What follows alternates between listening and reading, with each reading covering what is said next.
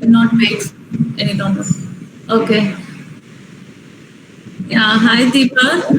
Thanks so much for accepting our invitation. Thanks so My much. pleasure. Yeah, with your work and college works you have accepted. And behalf of MSAJ, we welcome you so much.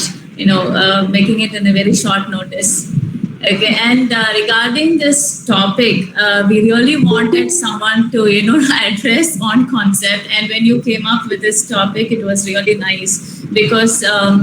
Demystifying concept is something which is very important for all the students, right from the first semester till the final semester. And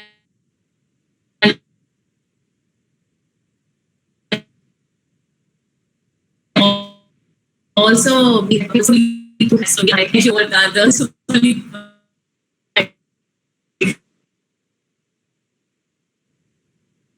applying a concept to the design. So I will take the beginning stage till the last line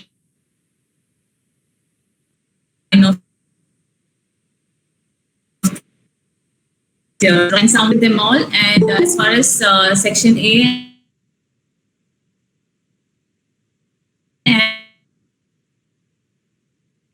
and B. So applying concept to the design is very, very important. I'm sure the students are going to take from our lecture right on design way to their external in the coming Viva too.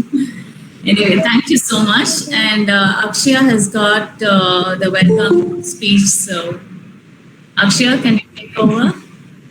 Thank you, Sumati, for that introduction talk. Yeah, Akshaya. As an architect, you design for the present with an awareness of the past, the future, which is an essentially unknown. Welcome, architect Deepa Sam.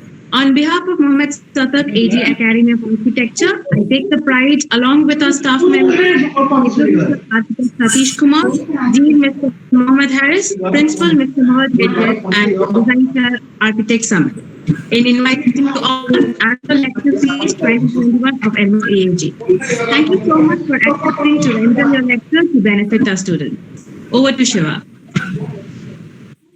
Good morning everyone. I'm proud to welcome our today's guest, architect Deepa Sam ma'am. She is an architect, product designer, entrepreneur, educator, and also a design evangelist. She has been graduated in TVB School of Habitat Science, Delhi, and did her master's for design from IDC IIT Bombay.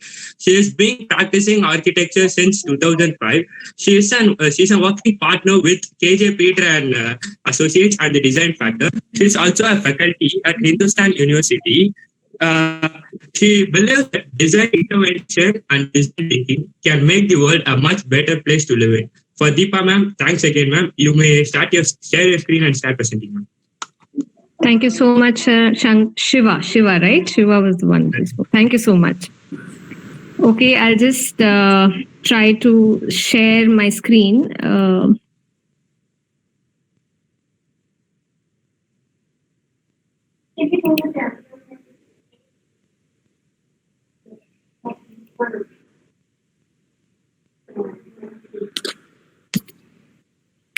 Let me know if it is visible. Yes. Okay.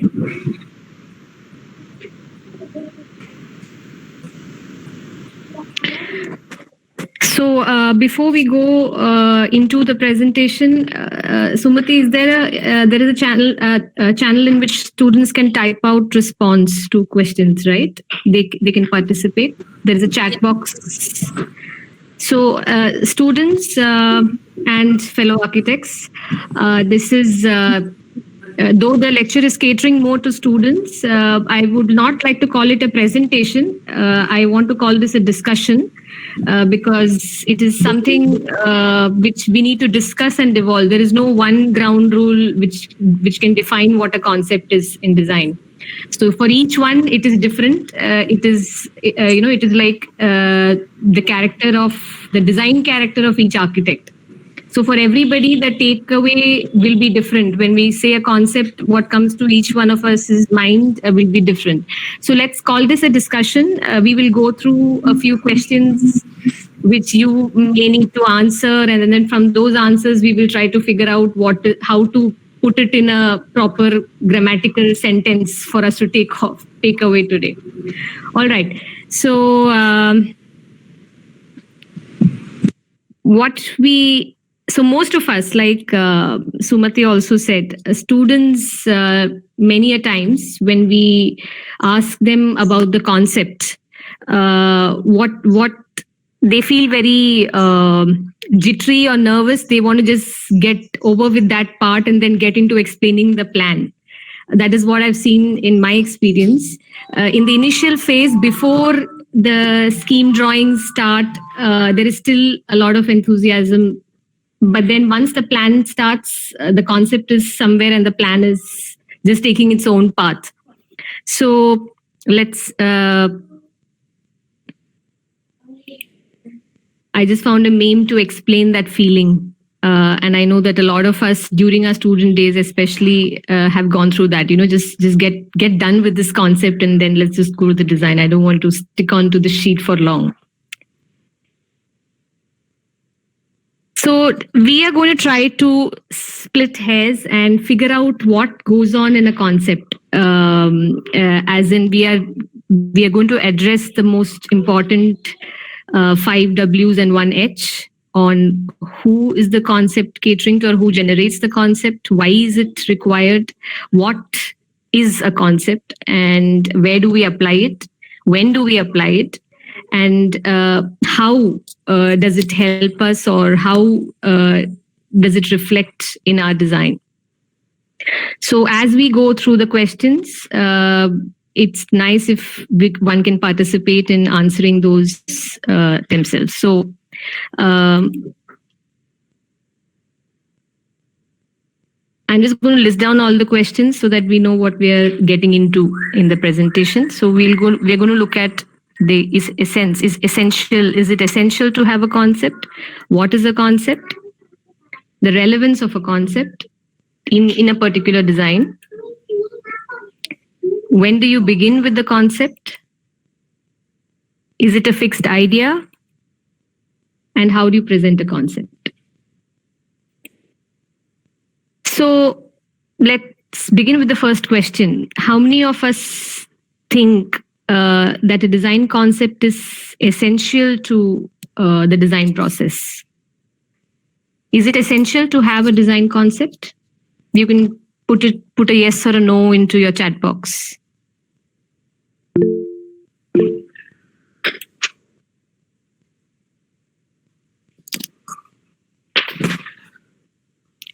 And let the yeses be an honest yes, not just because your teachers are sitting here and you know that you're expected to put a concept sheet.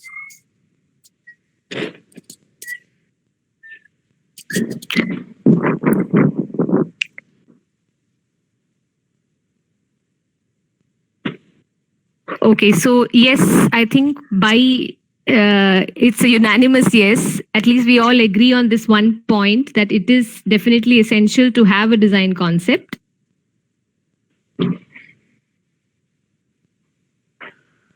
Who generates a concept in architectural design? Who generates a concept?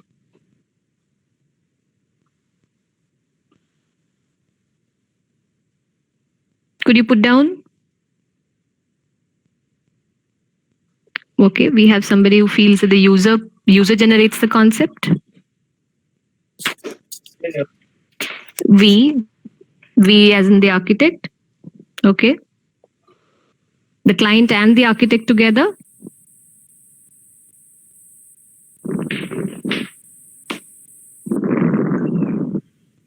Okay, let's look a bit more into who and the why.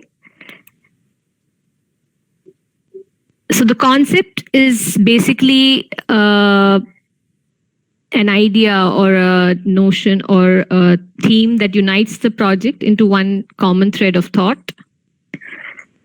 It helps to validate the design in the whole to part approach or part to whole approach. So when we talk about the whole to part approach or the part to whole approach, there are two ways in which one goes about designing. So some students and students who have already been through one semester of design might actually agree with it, that sometimes you design the whole form of the building, or you design the overall layout, and then you go about designing the details within the design. For some people, it starts with the details and then they grow to achieve the overall plan. So both ways, it is again a personal choice which way you want to work. But in both ways, the concept is important to tie up the entire design into one common thread of thought.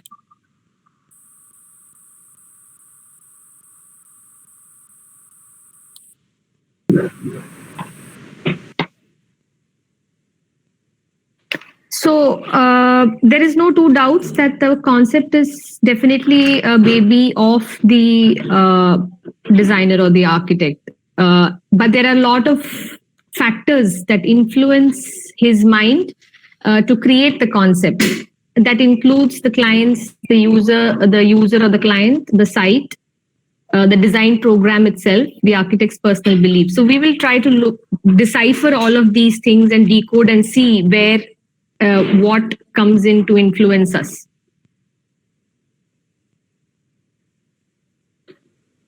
So what is the concept? Again, there is no one single line definition that may help us.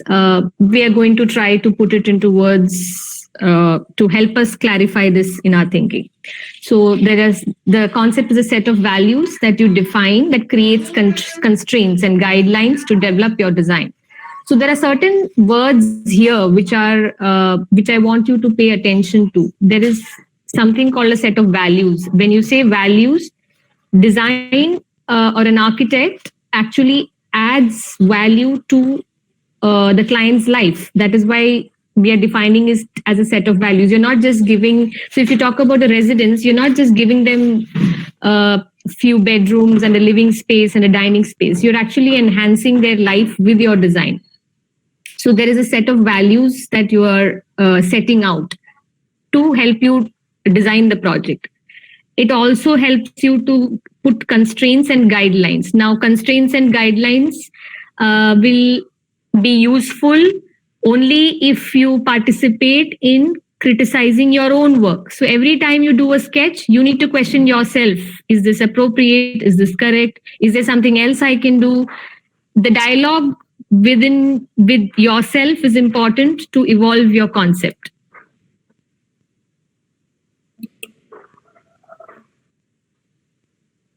So going further into what is a concept,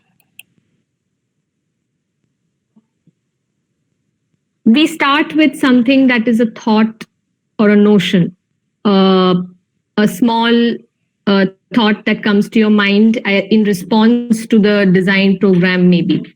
Now, most students do not evolve beyond this stage. So you have thoughts and notions which need to develop into ideas, and those ideas develop into concepts.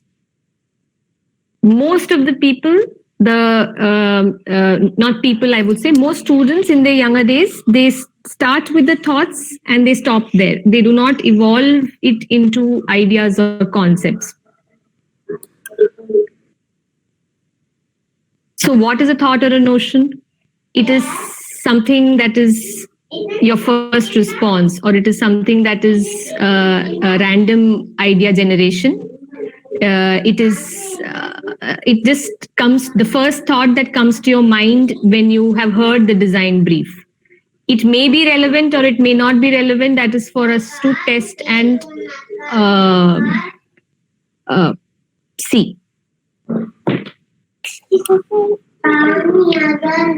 When we develop into ideas, these thoughts and notions are combined with our studies. So we all go through our site analysis and site study and literature study and user study and material research, technology, so much studies that happen before or after or during the design process. Now the initial ideas or the thoughts that we have, they need to be combined with the research that we do to see where those ideas will fit with our research or will fit with our observations.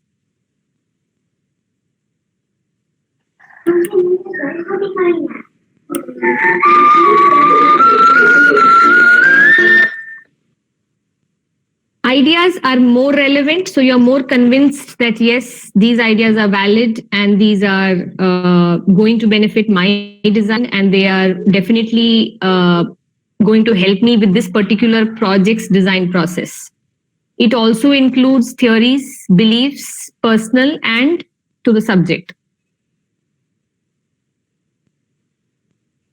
When ideas translate into concept, you integrate various parameters of the project design, which means that you may have many ideas which have stemmed from many notions or thoughts. Those club together into a concept as you go deeper into your project. The concept addresses problems and issues in your brief or in your site. And again, like I mentioned earlier, it helps you through self-criticism. So you need to participate in a dialogue within yourself first, and then a dialogue with your peers and faculty to go on evolving your design. And design evolution goes hand in hand with your concept evolution. So from thoughts to concepts, there is an increase in complexity, there is an increase in appropriateness, and there is an increase in the depth of thought. So this is, I think, what Sumati was initially hinting at. This is another meme I found for architects, that when you start off with the project, you come up with an idea or a notion or a concept that you feel is the best thing ever. It is just exciting, and then when you get into the research field, you slowly start fizzling out because there is too much work and too much research, and you don't want to go back to validating your concept. Finally, you get into the pressure of finishing your drawings, and then there is no consensus necessarily between the concept and the design. The design takes its own track, and the concept is left somewhere far behind. So unless there is a conscious effort from the student to keep pulling back your concept into your design, it's not going to happen. And the one difference I say as architects and students is when you go through 10 semesters of getting a concept, doing your site analysis. So you are just making it a habit. You're just training your mind to think in a certain manner, to think or go through a certain process. So when we start practicing and when we pick up over the experience of practicing in architecture, the concept becomes very intrinsic to us. So we don't sit and say, okay, today now I have to define my concept. It just becomes a part of you. It just becomes a part of who you as an architect is.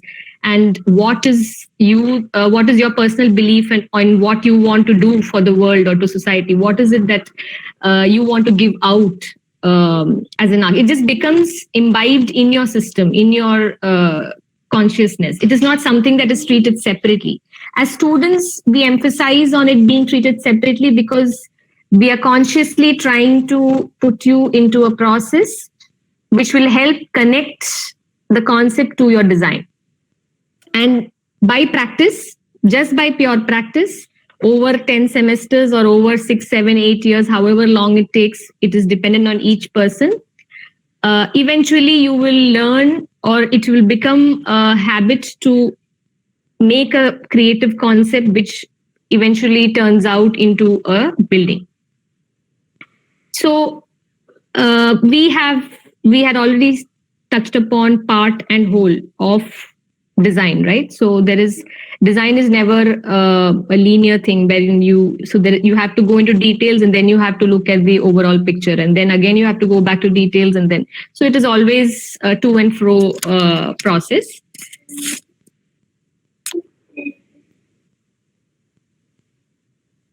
So most likely the first thoughts that you have or the first ideas or the notions that we call them as, they address the design in parts. So your initial reaction may be to a particular part of the brief, or it may be to a particular theory, architectural theory, or it may be to a particular technology of construction. It addresses the design in parts. And when you do your research and when you go through your design process and you convert your initial thoughts into ideas, they address part and the whole design together. And finally, the concept, it looks at the whole design, including the parts.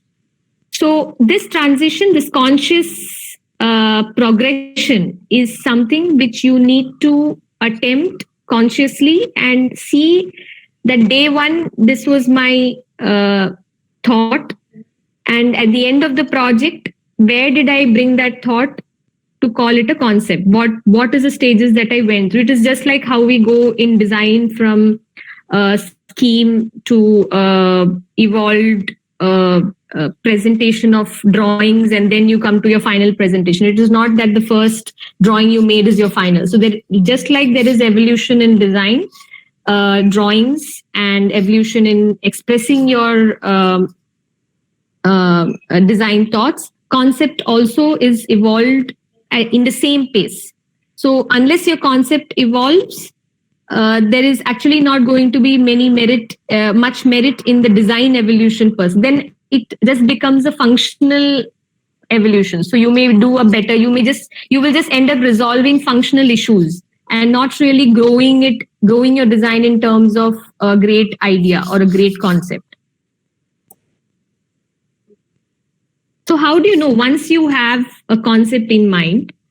Many a times when you come up for discussion, you will hear that, okay, I don't think this concept works. Or people may question you saying that, okay, so why is this concept relevant to this design? How do you ensure that the idea or the concept you have is relevant to this particular design? So, and why is relevance important? It is important because we are not looking at a universal design which fits any space anywhere in the world. Again, as students, I think it is important for us to be sensitive to every location, to every client, to see that there is a uniqueness in every design that you do. And the uniqueness is achieved by 3 parameters. One is the site, because no 2 sites are identical. There is always a difference in some manner in 2 plots or 2 pieces of land. So you need to derive your concept's uniqueness from the site, from the user. No 2 clients are the same. Even within a family, no 2 people are the same. So the uniqueness of the concept needs to be derived or needs to be linked to the user. And last but not the least is the architect himself, the way he chooses to respond to the design brief. The architect, again, see, when we have a design program which is introduced to, say, 30 students in the class, all 30 people have different interpretations of the design program because each one's beliefs, thinkings, way of life lessons, that is their exposure, everything makes a difference to how the architect responds to that particular design brief. So that also lends to the uniqueness of the concept. And it is only when you marry these 3, that is the site, the user, and the architect's response, that you will come up with something that is unique to that particular design problem. It has to be something that addresses all 3 areas. So mostly we see a lack of addressing on the part of the user or the site. So once the site analysis is done, it just goes down to resolving functional issues at site level. Even at the user, it goes down to resolving functional requirements at the user's level.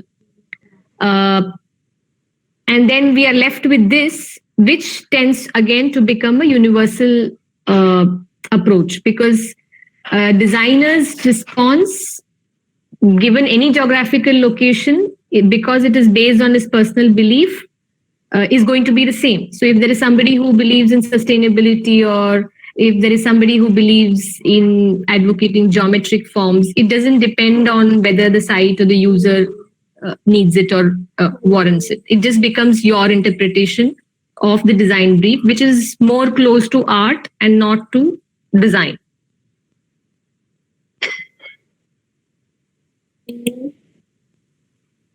So going back to the uniqueness of the concept, you do not need to be different for the sake of being different.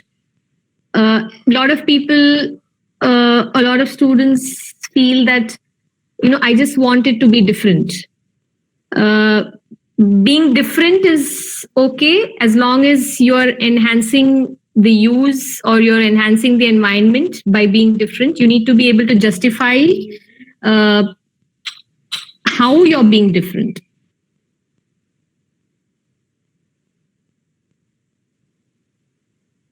So we are delving deeper into the idea of an architectural concept. And we will look at each of these terms individually again. So a concept could be derived as an analogy. It could be derived as a metaphor. It is an essence of things. You could take the problem-solving approach to derive your concept, or you could have ideals. You can have a mix of all of these, and it cannot be just one particular approach. So it is important to understand what each of these mean. So when we look at analogy, you have a certain object or a certain form or a certain, it's basically a physical a presence that you translate to a building as an idea. So if you look at the Lotus Temple, they wanted to recreate a lotus sitting in a pool of water. And that is an example of a concept from analogy. Now, let me also tell you that when you say it doesn't start and end with this analogy. The Lotus Temple has a lot more other ideas and concepts that have gone into the design, and the form is only one of the aspects. So when we spoke about ideas, it is not just one idea that you will have, or it is not just one thought that you will have. In design, because you're dealing with part and you're dealing with the whole, there will be multiple number of ideas that convert to a concept. And it is very important that you categorize them into level of importance, and all of them together create your concept. All these ideas together create your concept. So it is not that, okay, I have a lotus and then that's it. That is all my design is. No, there will be something that looks at the interior space. There will be something that looks at the circulation. There will be something that looks at the ambience, the colors, the materials. There will be so many other things. So all of these get connected to a very strong, the strongest of all ideas. In this case, it is the form itself.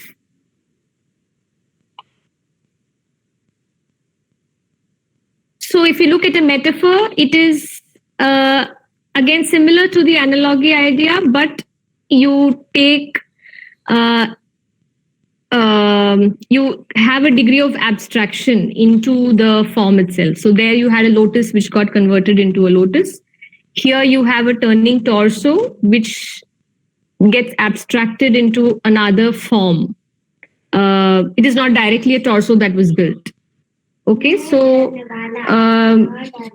now why a torso? That idea has to be stemmed from, again, one of the cues, the personal belief or the site or the user. It has to have a connect to the program brief. So the source of all these thoughts lies in these three things: the site, the user, and the architect's inner self. So, and only when you're able to identify these three and combine these three together, can you come up with something unique and strong.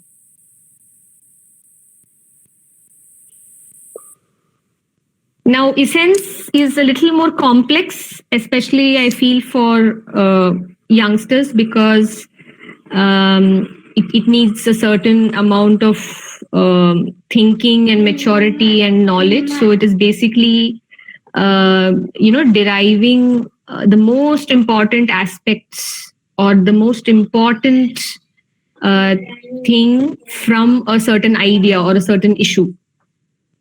So if you look at this particular building, it was designed to recreate. They used bamboo as a material. That was the main concept. But if you look at it, it is not used in a traditional manner, which when we say we want something vernacular, we tend to lift off. We will choose brick or jali or columns or the architectural elements, and we just recreate it back to where it was. That is only the first idea. When you evolve, you look at how it will suit the current time, how it will suit the users, how it will suit your design program. So here, because it is a rural area of China, they wanted to use that material. It has to do with learning and meditation, and there's a lot other notions in which they have associated with the material bamboo. And they've used the material in a very challenging and new way. So you need to really go deep into a certain thought or a certain idea or certain research to be able to derive the essence of that particular idea or that particular subject. And in many ways, when we talk about feelings or emotions with relation to spaces, there again, so when you say you want to create a happy space or a playful space or a space that communicates freedom, you need to go down this path. So you need to understand, what does freedom mean to the user? What would it mean to you as an architect? How do you translate that word into a built form? So you need to recall, or you need to read about the feeling of freedom, what excite or gives you that feeling of freedom, and see how that experience can be translated through your circulation or material, or through the scale of the space, through the form of the building. How does that translate into a built form? So to be able to translate it, the thought has to be extremely clear in your mind, which means you really have to dig deep by going back on your experiences, by going back on other people's experiences, by reading more about that particular thought or word. Only then will you be able to translate it in essence into your built form. Yeah. The next method that we saw is by going the problem solving way, more like an analytical approach. So if you look at, there may be problems that the site throws at you. In this case, there was wind, and they took an inspiration from a flower, a desert flower, which can actually withstand wind to a large degree.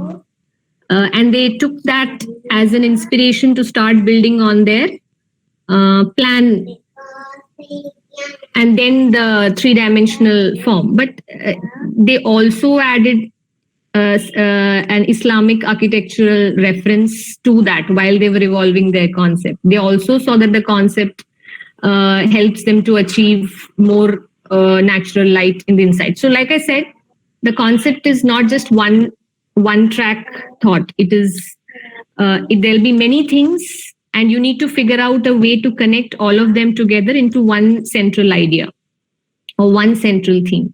It is never it can never be defined in one or two words or sentences. So everything, right from your plan, your form, your the furniture, everything, it all needs to get connected to the concept. Only then will you be able to validate it. We will look at that further.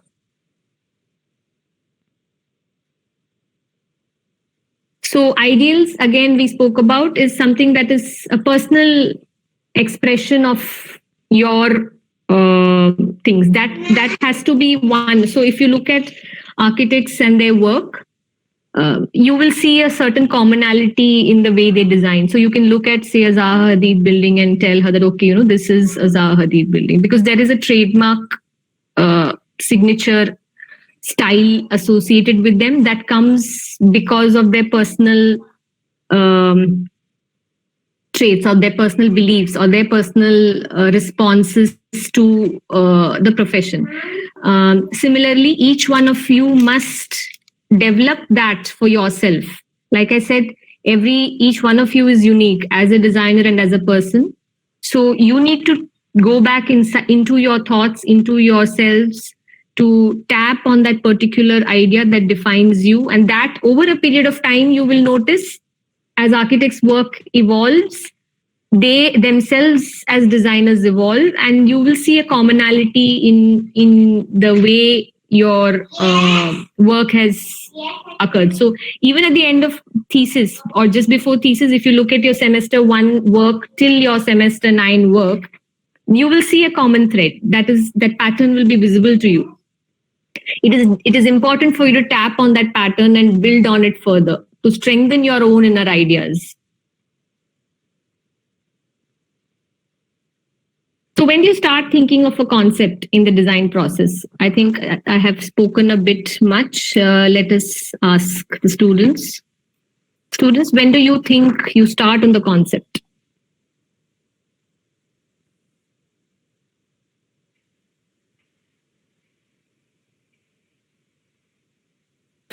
While starting up the form of the building. Okay, starting up the form of the building. All right. Ma'am? Yes. Ma'am, while considering the surroundings. While considering the surroundings. Hand in hand with the surroundings. Yes, that's correct. Then? It's more like after the site analysis. After the site analysis. Okay. I am going to take you guys back a bit more and tell you that the first time when the client or your teachers bring the design problem to you, the first day of problem introduction, that is the day when your first idea starts coming in. And that is the day when your concept actually starts. So when we spoke about the 3 steps of evolution of a concept. So the first one that we called as thoughts or notions, that starts the first day when your design is introduced to you. So, when you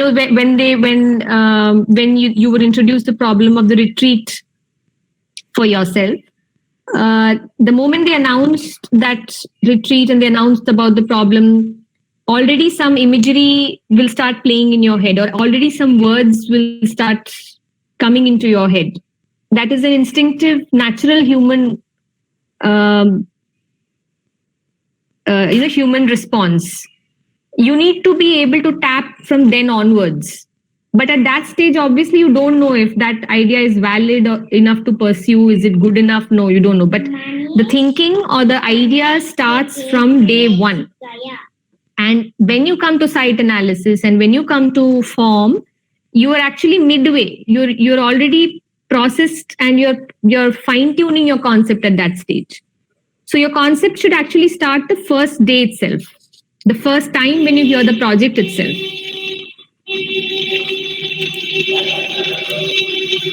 So the first time when you hear the design brief, the first words come to your mind, the first imagery comes to your mind. You need to just record that down. You need to put that down in your sketchbook or your design diary, because that is something which is tapping on your personal experience as an architect, as a person, not even as an architect, but as a person. So if they say design a school, you go back to your memory of your school. If they say design a home, you go back to your own homes. If they say design a public building, a museum, you go back to your experience of visiting some museum that you have seen or you have read about some museum. You go back to your memories. The first time you start defining your concept is by digging within yourself. And then you take those ideas. So you may have about 40, 50 thoughts or ideas that you go and take to your research. That is what we just called as site analysis or literature study or user study.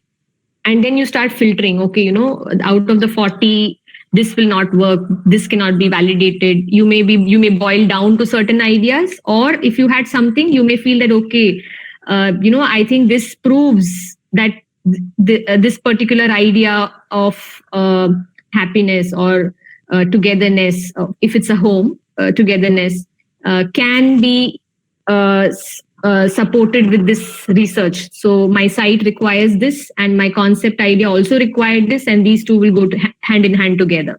So as you progress through your design, you need to validate and you need to add.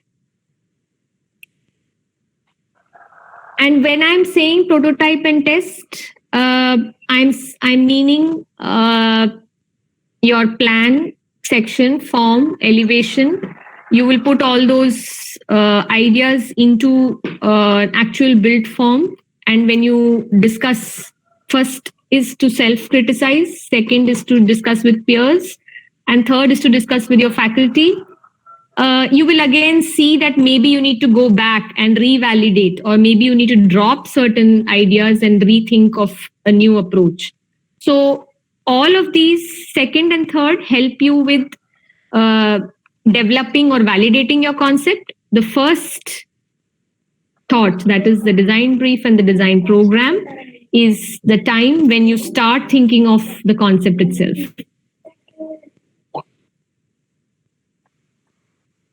And how does that get facilitated?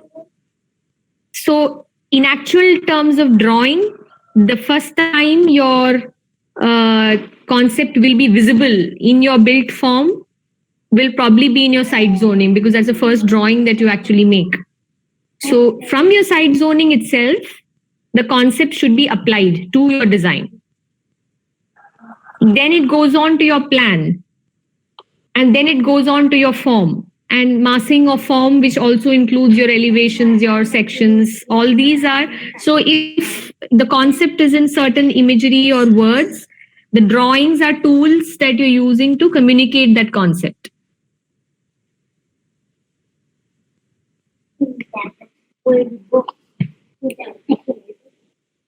So very, are you all familiar with this building? Yes, ma'am.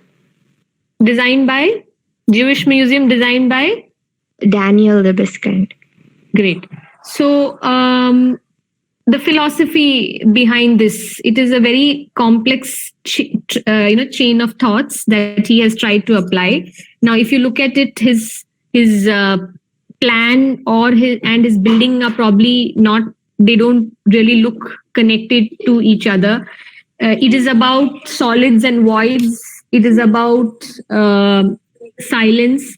There are many things. The main thing that he played with was the circulation, because in a museum, the circulation is of utmost importance. And even though his plan is in this wild zigzag kind of manner, he retained his circulation in a very straightforward manner.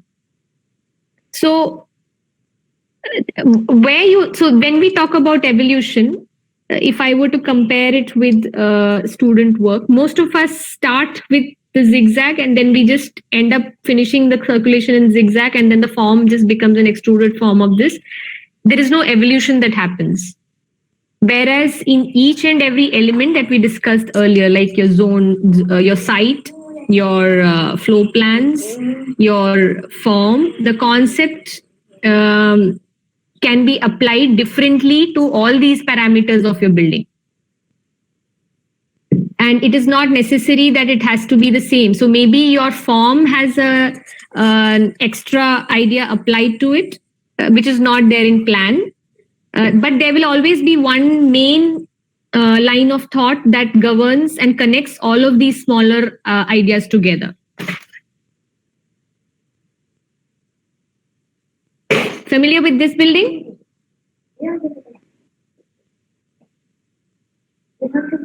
Anybody guess? Any guesses?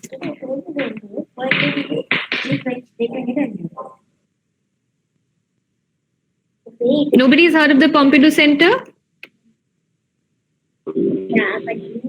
No. Okay, so this is an exhibition center in Paris. It was designed by Richard Rogers and Renzo Piano. A very, very iconic building of its time and till date, for that matter. They had the main concept of why this building became so famous was all the services of the building happened on the outside. So they have all the plumbing, the AC, the electrical, everything is happening on the outside of the building. And it is visible to public. So they said that the building should be an expression of what it actually does. And they played around with that idea also because they wanted to have interior spaces which were free of any kind of restrictions because of these services. Even the circulation is happening outside. You can see the escalator, right? All the public circulation is happening on the outside of the building. And the insides are free to be divided or reused or subdivided in any which manner which is convenient because it's an exhibition center. The second thing, so the main thing that Pompidou Center is known for is this particular idea. But there is also a thing that they, as a site, since it was a public building, they decided that they want to contribute to the city, which means they occupied only half the site. And the remaining half of the site was left open as a plaza, which is open to people from the city. So even if you're not an art enthusiast who does not want to visit the inside of the building, you still have the plaza to interact and make the space something that can make the city itself vibrant. So see, there are two thoughts. One which affected the form and one which affected the whole planning of the building itself. Both of these are valid, both of these are, but the stronger one is the idea of the services being on the outside because that influences the majority aspects of the design.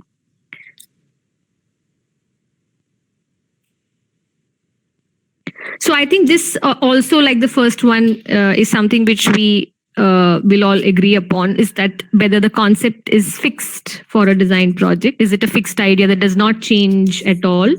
And the answer to this is that the concept will or must evolve with the design process. So every submission that you make, every stage that you present, you must ensure that your concept sheet is evolved and with it, with that particular. So even if there is only a plan that was changed in a matter of 2 weeks, before 2 weeks, what was your concept? And after that change in plan, how does your concept, does it become stronger? Is it validated better? You need to keep that as a checklist with you all the time. And at every stage of design, you must check for the evolution, the validity of the concept. So the concept will evolve and you have to make it a habit by forcing yourself to check on it every time in design. So this is like a small example. You decide you want to have a courtyard with building envelope around it. That does not mean that your building cannot evolve in this manner. Most of us start here and we end here. We do not evolve to the next stage. So this evolution is important. And initially you have to force yourself to get into that mode. Only then will it become a habit. So the last part of the presentation is where I'm going to talk about how to present the concept. So there is another thing where when we ask students to sketch, there is a fear factor, because somehow the image of a sketch is more artistic and realistic. And no, architects can do with very simple graphical doodles, very simple graphical line diagrams, which represent your idea in a very basic manner. So how do you present a concept? First is vocal and then is visual. Again, the vocal aspect is the first thing that comes to your mind. You have words, you have ideas, and then only you start translating those into visual elements. Words, it's very important to use correct words. It is very important to use correct language because usage of wrong or loosely ended words can turn your concept into a very different meaning. Sketches, drawings, images, models. So these last four are anyways architects' tools, something which we always take pride in. It is our strength. But the first two are also equally important. So when we say imagery, you could use something like a mood board. You could use sketches which are as simple and abstract like these. You could use evolutionary diagrams. In this diagram also you can see you start with something as simple as this, just 3 planes.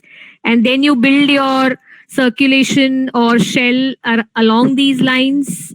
And this evolution is very important. And to have this evolution, you should not leave a chain of thought midway. You should go deeper, deeper, deeper. Spend time with every thought. Only then you will be able to know whether it is valid or not. Diagrams of parts of your design. You don't need to draw the whole building view. You can draw small portions of your design which explain certain ideas. And just for an example, a concept sheet includes all of the parameters that we have researched in our design. So you have studies about the site, you have studies about the form or anything else that inspired you. You have climate, which is also a part of the site. And then you have structure, material, functional analysis or your design program. All of these put together create your concept sheet as such, but all of these things put together strengthen your concept. So if you see, it is not just one word or 2 words or 2 sentences. It is multiple ideas that come together in a broad, strong concept. Model, because as we are doing an evolution in building, understanding 3-dimensionality is very important, like somebody very rightly pointed out on form. How does the concept help you? So it helps you to define goals. This is again something which as students we must understand, that the design program will only tell you design a retreat for yourself. You need to rewrite or you need to redefine that into your own personal brief to say that, okay, my retreat should be something that celebrates dance or something that celebrates nature, something that celebrates this. So you are going to define your own goals for that project and you will rewrite the design brief for yourself. That is where your concept will first start. So, and as I mentioned, self-introspection, you need to go back into your thoughts, your childhood, your exposure to books, your exposure to buildings, your exposure to people. You need to reflect back on yourself to be able to develop the concept. And the concept development process helps you to develop yourself. And like I said, concept is finalized and clear only by the time the design is finalized. So it is not like your concept is frozen before scheme and then only the scheme happens. No, the concept is finalized only by the time the design is finalized. The major aspect of having a concept is it helps you to sell your design. So it helps you to sell your design to your faculty. It helps you to sell your design to your client. You are able to create an interesting architectural narrative.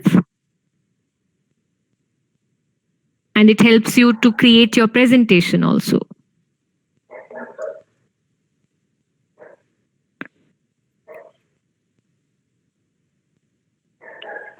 So, there are just two. I just want to end the presentation with two quotes. It is so architecture is not just about creating a building form or creating a physical built space or creating a shelter for people. You need to look at it as creating an experience, creating memories for people who use that space. So it totally changes the parameter, or it totally changes your viewpoint of your design. So you're not just making walls and a roof and putting windows and doors. You're creating a space where people will come. So you need to build your design through experiences and not through the physical elements of the building. You need to create you need to be able to jot down or define your design as a series of experiences. And of course, that's, whatever you create is like directing people's lives. Think of yourself as a film director with a live cast that is given to you. Your space, the space that you have created, can make people happy, sad. They can play with emotions. They can make govern their lives for a much better place. So as architects, we have the power to change people's lives, and that is a great, great blessing. So I feel that unless we hone on, or unless we work on developing ourselves to bring up interesting concepts, to bring up relevant concepts, we will not be doing justice to our practice. Thank you.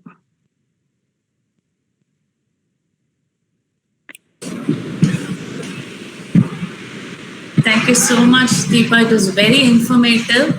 I think in 1 hour's time, you had explained so well what concept is all about and how we, decode it. And I'm sure it's going to benefit everyone here, and for me too.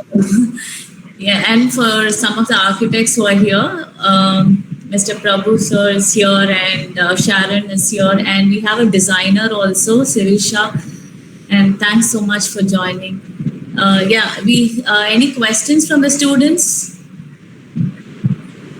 Yes, ma'am. We have a few questions from our side.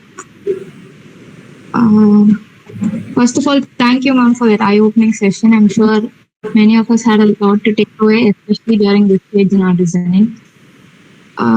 So the first question from one of our classmates is, more often we tend to look for ideas and references online. Do we not get carried away? And is that a good practice? Yeah, that's a very, I would say, a very valid and needed question, especially with regard to online. See, I feel in the initial stages of your design, you should go all out. At least you should go all out, spend as much time as you want browsing, looking for imagery, and try to, so if you, the only thing is you need to fix a time for you to stop or slow down. I would not say stop, I would say slow down.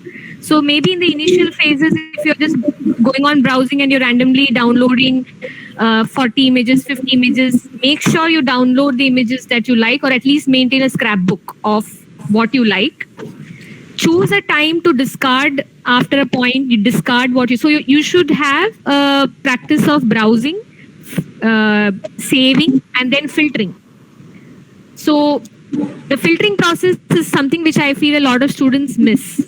Only if you filter through the images that you have gone through, you will be left with imagery that you can use.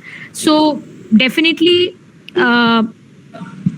in today's time, it would be, very dumb to say, please don't use the internet. You have to use the internet. There is no go. And there is awesome load of information available. I think that way it is a blessing that you have so much of information available. But yes, it is very easy to get lost and lose track of time.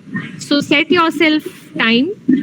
Browse more in the beginning of the design stage and lesser in the towards the end of the stage and browse in a very focused manner. So if you are, like I said, if you're looking for something for a metaphor, know what you don't randomly browse. Search in the correct manner. So I feel that knowing what you want to browse is as important as the browsing itself. Random browsing is not very nice. I hope that answers your question. Yes, ma'am. The next question is it right to visualize a form first? So like form and then design, or design then form? There is no ground rule, like I said, in design that which should come first and which should come second. It's absolutely fine to have a form in mind. So, like I said, if it's the first reaction is that, okay, I want to have a form, and then you want to fit in your activities and the other parameters. What is wrong is that the first form that you choose, it cannot be a frozen form.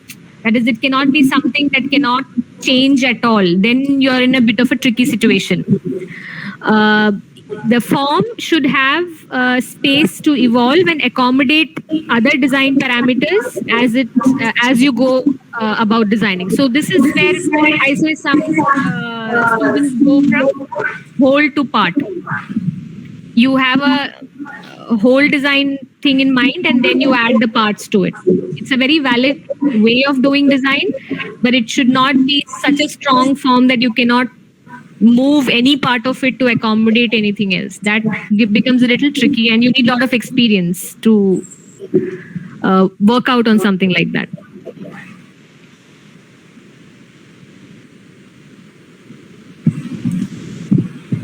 Any other questions? And in all of this, like I said, the only thing is there is no right or wrong. You need to find reasons to validate and convince your audience, whoever it is, your faculty or your peers or yourself. You need to be able to convince with valid reasons, and that can occur only with research.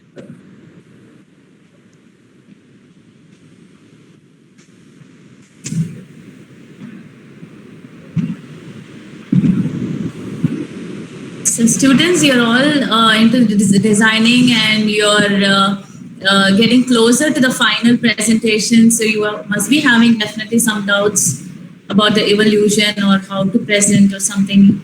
I'm sure the lecture was very useful, but you have anything to ask her? Yes? Ma'am, there's another question from our side. Yes, please.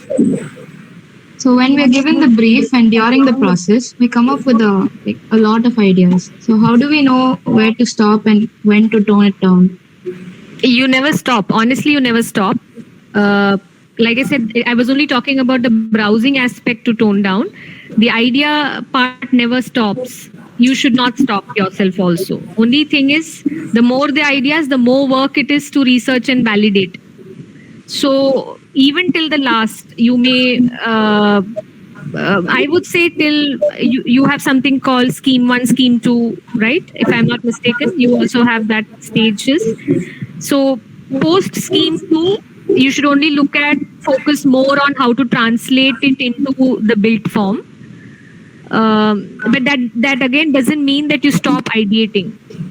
But the weightage will be more towards translation of the idea than on ideating itself.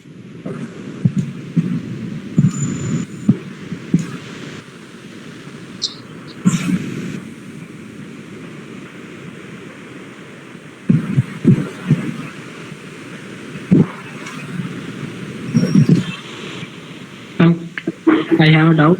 Can I ask you? Yes, please.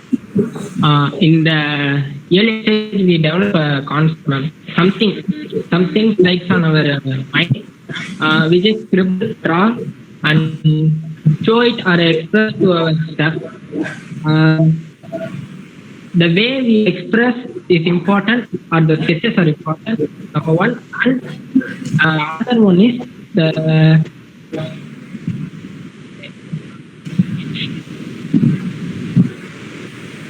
நம்ம வந்து வந்து சொல்றேன்.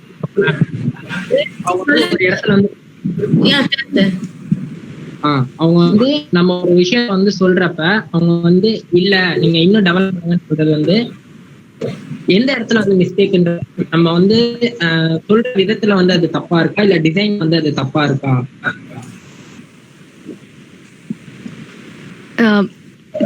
I'm not sure if I got the question correct.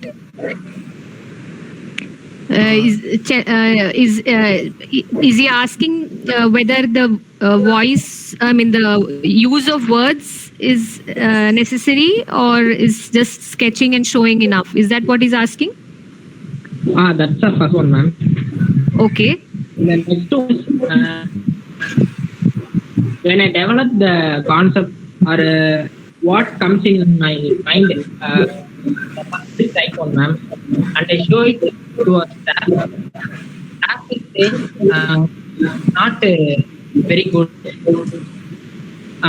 That means the way I express is wrong or the design is wrong.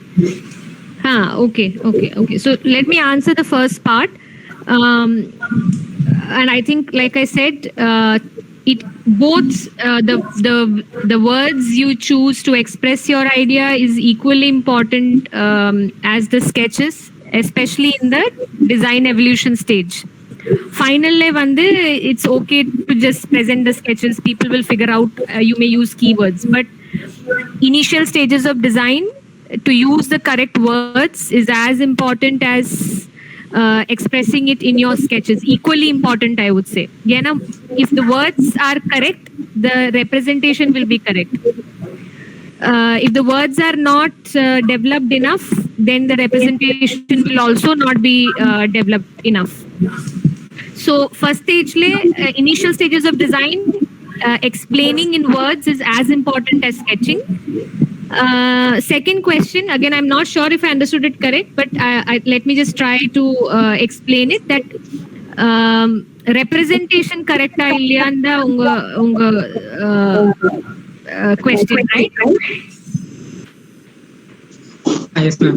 Most likely, again, I don't know what goes into your faculty's head, but most likely the research or the explanation will not be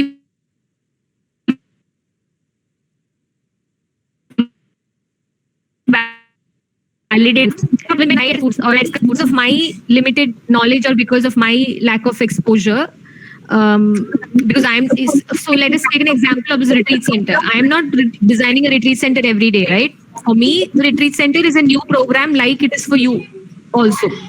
When you explain, I may have preconceived notions based on which I will question that illa idu seri illa, or I will say that no, I don't think this. It is your job to convince me by saying that illa madam or illa ma'am or sir, this is what I've read or this is what I've seen in this project, and I think if I do this, ingeyum adu pannalam. It is your job to convince me. Oh, okay, ma'am. Adukku and alavukku you need to be informed about that particular aspect. Technology irkalam, material irkalam, form irkalam, many things, Anna, you have to be able to find justification to convince us. Okay, ma'am. Deepa, there are two questions here on the message box from Srinidhi and from our co-staff architect Pallavi. Yeah, okay. Srinidhi says, can the experience of a space be enhanced without changing the form of the space? Depends on what quality you want to enhance. So the experience, depending on the experience that you want to give, the answer can be both in yes and no, because form is only one aspect of the space, right? There is color, light, material, texture. There are so many other things that create the space. So depending on what experience that you want to enhance, yes, in some cases, without changing the form of the space, you can enhance.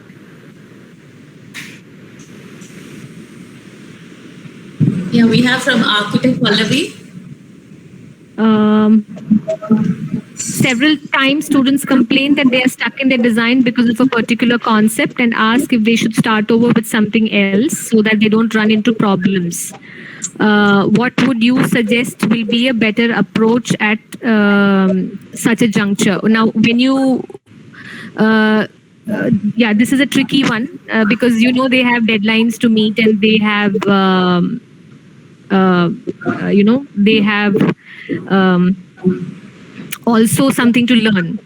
So if the deadline becomes too critical, that is somewhere if they're approaching their final design stage and you know that there is no way they can start afresh, then I would say take that as a learning. Like, it's not, you don't learn concept development in just one semester or even 10 semesters. It will take the whole 5 years of architecture and another 5 years of practice before you learn the process. So students should make mistakes. They should know that they have, what the mistake is that they have made. And if timeline is critical, I would say let them go ahead after just sketching and knowing that, okay, I know this is the alternate route that I could have taken. Leave it at that. Finish your submission because you must learn to meet deadlines as well. That is also part of the learning process. But going into a jury, knowing your mistake is equally good as going in with the right drawing. Not everybody, and everybody has their own pace. All 30 of them will not learn at the same time. It's something which it is individual to each student, and if some student needs more time, they can meet the particular semester's targets and then continue with their personal process side by side later. I hope that answers Architect Pallavi's question.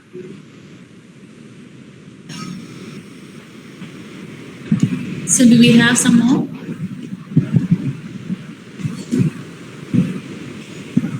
Okay, I think we'll wind it off here. Akshaya? Yes, ma'am. Yes, can we have vote of thanks? Yeah, ma'am. Okay, thank you so much, Deepa. Thank you so much for your time. And we have a student. Thank you. Sumati, I must also say that it's always been a pleasure to come back to Mohammed Satak. This is probably my third visit, this one being virtual, but I've always had fond memories of interaction with students here.